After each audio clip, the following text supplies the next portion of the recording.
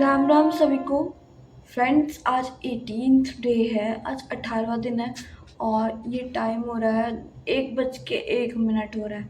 ठीक है यार, मैं पहले जो है मुँह हाथ धुलाती हूँ और बहुत तेज प्यास लग रही है। पहले मैं पानी पी लूँ। ठीक है, बहुत तेज प्यास लग रही है और मुँह भी धुलाते जल्दी से। ठीक है, 2 मिनट बस रुक जाओ।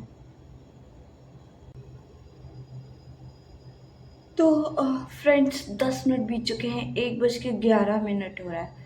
ठीक है, और मैं मुँह हाथ धुलाई हूँ, पानी पी लिया है, थोड़ा बहुत काम करना होता है वो सब कर लिया है और अब मैं पढ़ने जा रही हूँ। ठीक है, फिर मिलते हैं। वैसे जो भी जैसे भी होता है मैं आपके साथ शेयर करती हूँ। ठीक है, बाय।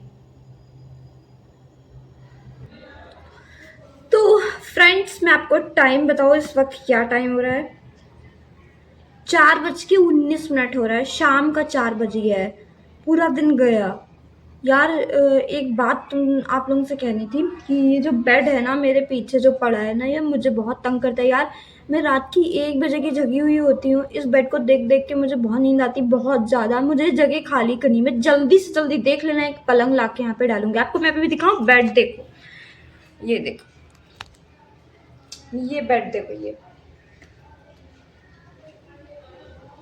ये बेड है ना, ये मुझे बहुत तंग करता है यार, बहुत ज़्यादा। मतलब इसको देख देख कर ना ऐसे नींद आती है, इतना ज़्यादा मैं परेशान हो जाती हूँ। और यार मेरी ज़िंदगी समझ लो, मैं एक खाई में लटकी हुई हूँ। खाई में लटके हुए मतलब समझ रहे हो ना। मेरे पास जो कोई इंसान हो, जीवन के लिए तड़प रहा हो, मरने वाला हो एकदम, बिल्कुल जैसे जैसे छटपटाहट समझते हैं ना आप, किसी का पूरा मुंह किसी पानी में डुबा दो और उसको सांस ना लेने दो तो जैसे तड़पता है ना, और जैसे उसके जीवन पे खतरा होता है ना कि अभी ज़्यादा देर पड़ा रहेगा तो वो मर ही जाएगा। सेम वैसे ही मेरी कंडीशन है। मेरे पास डू और डाई वाली सिचुएशन है इस वक्त और मुझे एक चूक भी नहीं करनी है। और इस बेड की वजह से मुझे बहुत नींद आती है यार। ये तो यार कॉमन सी बात है, कोई रात को 1 बजे जगेगा। आप लोग की सोच लो, अगर आप लोग 1 बजे रात को जग रहे हो और उसके बाद पढ़ाई कर रहे हो तो यार आप लोगों को भी नींद आएगी ही आएगी, है ना। और अगर बेड लगा हुआ दिख जाए तो पक्का फिर आपके मन में आएगा यार थोड़ी देर 5 मिनट के लिए लेट लेते हैं। और वो 5 मिनट जब आप लेटोगे तो फिर वो बहुत 2 घंटे बीत जाएंगे। तो ये चीज़ मेरा आज बहुत टाइम वेस्ट हुआ। और यार मेरी खुद की सिचुएशन ऐसी कि मुझे ना अपने आप को संभालना पड़ेगा, तो वो मैं वही इसीलिए करूँगी। अभी 1-2 दिन बाद यहाँ से बाइक बहुत जाती है, तो मैं ये कहती कि अभी 1-2 दिन बाद में ना जाने वाली हूँ अपने लिए, मतलब पलंग लेने के लिए, फोल्डिंग लेने जाऊँगी। और ये वाला जो बेड है ना, ये मैं हटवा दूँगी और उसके बाद फिर मैं फोल्डिंग पे बिछा के आराम से इसे सोया करूँगी। ठीक है, और 1 बजते ही फोल्डिंग भी उठा दूँगी और रात के 8 बजते ही जब मैं सोने वाली होंगी ना, तो 8 बजते ही, जैसे 7:30 बजे तक मैं आ जाती हूँ बेड पे, तो 7:30 बजते ही मैं बेड लगा लूँगी, मतलब फोल्डिंग बिछा लूँगी। लेकिन बीच में मैं फोल्डिंग नहीं बिछाऊँगी, खड़ी रहेगी। बिछी हुई दिख जाए बेड तो फिर नींद आ ही जाएगी ना, कॉमन सी बात है। तो वही चीज़ है। देखो यार, इस वक्त ना मेरा ऐसा टाइम चल रहा है, एक स्ट्रगलिंग फेज चल रहा है, स्ट्रगलिंग फेज, कि कोई भी आके कुछ भी सुना जाता है। अभी ही एक फैमिली मेम्बर है, अभी ही आया था और कुछ इश्यूज घर में हैं, तो वो मुझसे कह के गया था कि तुम्हें घर से कोई मतलब नहीं है और तुम अपना फ़ोन ऑफ रखती हो। यार मैं पढ़ती हूँ, मुझे डिस्टर्ब होता है, लोगों की कॉल आती है तो मैं एरोप्लेन मोड पे डाल देती हूँ। लेकिन वो यहाँ आया था तो कह रहा था कि तुमको कोई लेना देना नहीं है, घर में कुछ हो जाए, कोई कुछ मर जाए घर में किसी। अरे मेरी इस समय तपस्या चल रही है। अगर मैं अगर यही सब होता कि मैं इन सब चीज़ों से मतलब रखूँ तो फिर मैं घर छोड़ के क्यों आती है। कोई है इंसान जो खाई में लटका पड़ा है, वो पहले लोगों की हेल्प करेगा या पहले अपनी हेल्प करेगा? मैं इस वक्त खाई में लटकी पड़ी हूँ, मेरे पास बिल्कुल टाइम नहीं है। अगर मैं इस वक्त जो है अपने आप को ज़रा सा भी, अभी मैंने जो है कुछ ढील करी तो ये समझ लीजिए मेरी ज़िंदगी बर्बाद करी है। और एक लड़की जो सक्सेसफुल नहीं है, देखो पहली बात तो लड़की लड़का कोई भी हो सक्सेसफुल नहीं है, उसकी ज़िंदगी दूभर है। ठीक है, लड़का भी हो लड़की भी हो, लेकिन लड़की के साथ अपराध ज़्यादा होते हैं, ये बात तो आप लोग भी मानते होंगे। होते हैं कि नहीं होते हैं? लड़कों के साथ उस तरीके के अपराध नहीं होंगे, लड़कों के साथ ये होगा कि उनको जीवन भर घूमना पड़ेगा इधर उधर, संघर्ष करना पड़ेगा अपनी औलादों को पालने के लिए। लेकिन एक जो लड़की होगी उसके साथ अपराध बहुत होंगे, अत्याचार बहुत होंगे उसके साथ। ये बात आप लोग मानते हो या नहीं मानते हो मुझे नहीं पता, लेकिन मुझे तो बात बहुत अच्छे से पता है और मैं नहीं चाहती हूँ मेरे साथ कोई अपराध हो। मैं नहीं बर्दाश्त कर पाऊँगी ये सब चीज़ें।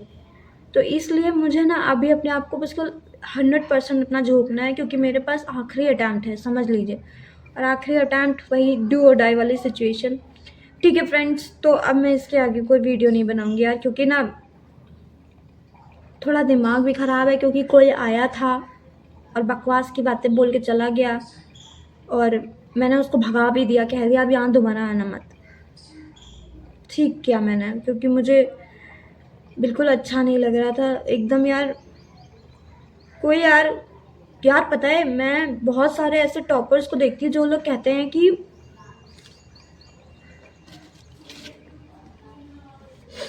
वो लोग ये कहते हैं कि मैं दिल्ली में रहकर प्रिपरेशन कर रहा था। यार मैं तो दिल्ली भी नहीं गई। दिल्ली जाने की पहली बात तो इतने नहीं है सक्षम कि दिल्ली में जाके रहकर पढ़ सकूं, और दिल्ली में जाना मुझे सही भी नहीं लगता है। दिल्ली में भटकाव ज़्यादा है।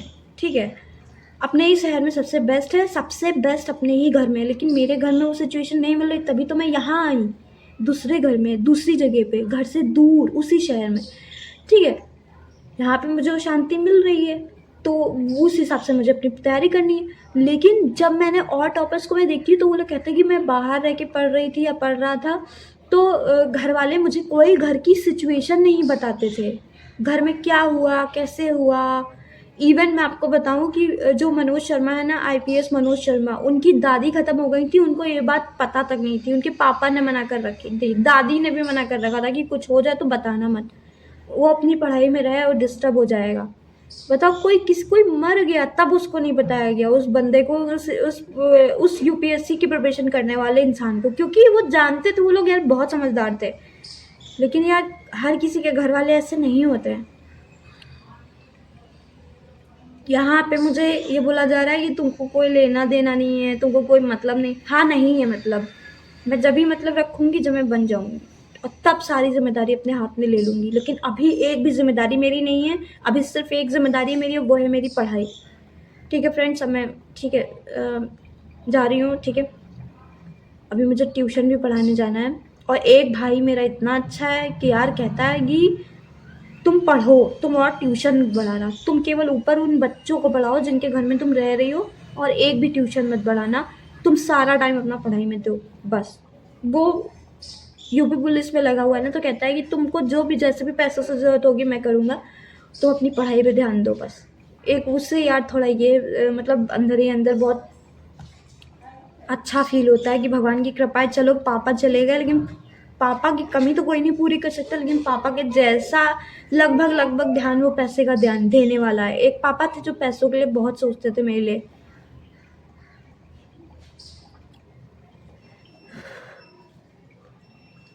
ठीक है फ्रेंड्स, राम राम।